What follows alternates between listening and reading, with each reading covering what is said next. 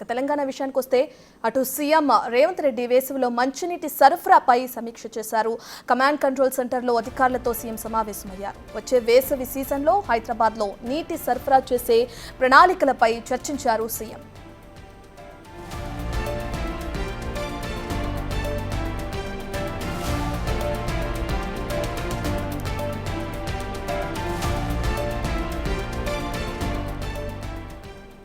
ఇక వేసవిలో మంచినీటి సరఫరాపై సీఎం రేవంత్ రెడ్డి సమీక్ష నిర్వహించారు. ఈ సమీక్ష పూర్తవడం మనం చూస్తున్నాం. కమాండ్ కంట్రోల్ సెంటర్లో అధికారులతో సీఎం సమావేశమయ్యారు. వచ్చే వేసవి సీజన్లో హైదరాబాద్లో నీటి సరఫరా చేసే ప్రణాళికలపై ఇప్పటికే అధికారులతో ఆయన చర్చించడం జరిగింది. ఇందులో పలు నిర్ణయాలు తీసుకోవడం కూడా జరిగింది. ఇప్పటికే ఈ సమీక్ష పూర్తయింది. ఇక దీనికి సంబంధించిన డీటెయిల్స్ తెలియాల్సింది.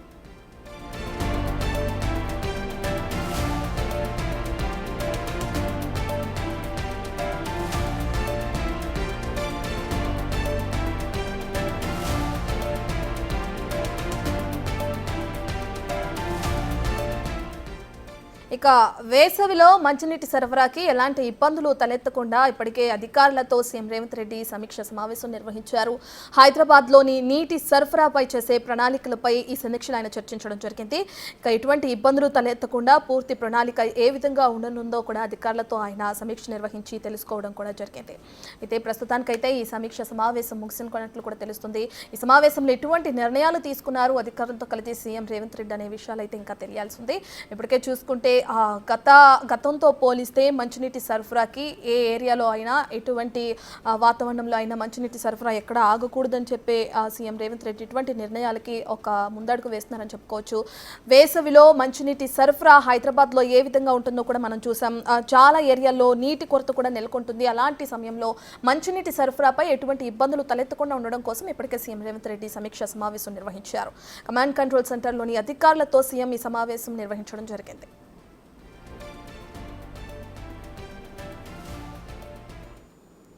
పూర్తి డీటెయిల్స్ అందించడానికి మా అసోసియేట్ ఇన్పుట్ ఎడిటర్ నగేష్ అందుబాటులో ఉన్నారు. రైట్ నగేష్, ఈ సమీక్ష సమావేశంలో ఎటువంటి నిర్ణయాలు తీసుకున్నారు? అంటే వచ్చే వేసవిని దృష్టిలో ఉంచుకొని మంచినీటి సరఫరాకు సంబంధించి తీసుకోవాల్సిన జాగ్రత్తల పైన అంటే ఎలాంటి చర్యలు కూడా జలమండలి చేపడుతుంది దానిపైన కూడా చర్చ జరిగింది. హైదరాబాద్ మహానగరంలో ఇప్పటికే నీళ్లకు సంబంధించిన గతంలో చాలా ఇబ్బందులు తలెత్తాయి. చాలా మంది కూడా ఇబ్బందులు పడ్డారు. ఎందుకంటే మంచినీటి సరఫరాకు సంబంధించి మనకు వచ్చే కృష్ణా వాటర్ కానీ ఇప్పుడున్న వాటర్ స్టోరేజ్ కానీ ఎంత ఉందనే దానిపైన కూడా సీఎం అన్ని వివరాలు అడిగి తెలుసుకున్నారు. వినియోగదారులకు ఎవరైతే ఉన్నారో సమర్థవంతంగా అంటే లేట్ లేకుండా మంచినీటి సరఫరా చేయాలనేది కూడా ఇప్పుడు జరిగిన చర్చల్లో వాళ్ళు మాట్లాడారు. ఇంటిగ్రేటెడ్ కమాండ్ కంట్రోల్ సెంటర్ లో జలమండలి బోర్డులో ఉన్న అధికారులందరితో కూడా ఈ సమీక్ష జరిగింది.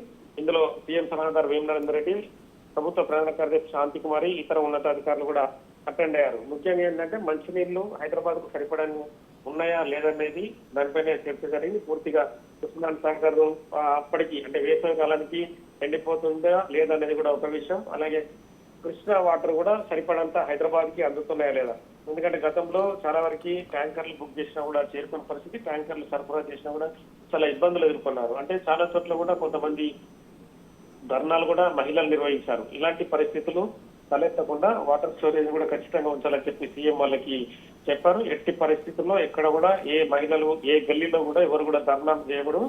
ఖచ్చితంగా మంచినీటి సరఫరా అనేది టైం టు టైం జరగాలి. ఎక్కడ కూడా అంటే పైప్ లైన్లు మళ్ళీ రిపేర్లు చేయడం కోసం మిగతా ఇబ్బందులు తలెత్తకుండా ఇప్పటి నుంచే కనీస జాగ్రత్తలు అయితే తీసుకోవాలని చెప్పి అధికారులకు ఆదేశాలు జారీ చేశారు. ఎందుకంటే ఇప్పుడు జనవరి మాసం మార్చి నుంచి నీటి ఎద్దడి అనేది కామన్ గా కొనసాగుతుంది. ఈ క్రమంలోనే జలమండలి అధికారులు అయితే అలర్ట్ గా ఉండి మార్చి, ఏప్రిల్, మే, జూన్ వరకు కూడా 4 నెలలు మాత్రం సమర్థవంతంగా పనిచేయాలని చెప్పి అధికారులకు సూచనలు జారీ చేశారు.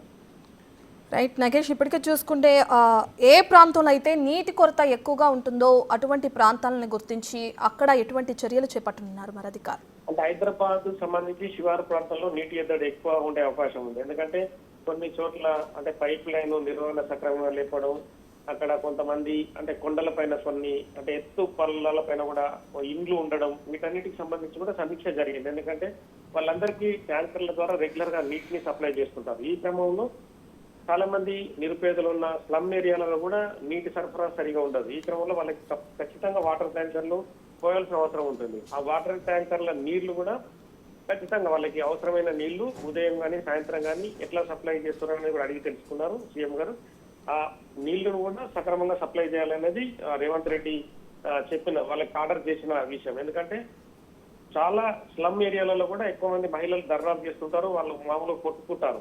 అంటే అలాంటి పరిస్థితి ఎట్టి పరిస్థితుల్లో తలెత్తకూడదని చెప్పి రేవంత్ రెడ్డి చెప్తున్నాం. ఎందుకంటే జలమండలి ఇప్పటి నుంచే ప్రిపరేషన్ లో ఉండాలని చెప్పారు. ఇందులో ఉన్నతాధికారులు కూడా ఎక్కడెక్కడైతే నీటి ఎద్దడి కానీ నీళ్లు కనీస సరఫరా లేని ప్రాంతాలు ఏవైతే అవన్నీ కూడా రేవంత్ రెడ్డికి చెప్పారు. అలాగే వాటి ఏరియాలో కూడా నీటి సరఫరా మాత్రం ఖచ్చితంగా ఉండాలనేది రేవంత్ రెడ్డి వాళ్ళకి ఆదేశాలు జారీ చేశారు. Right, thank you నకేష్.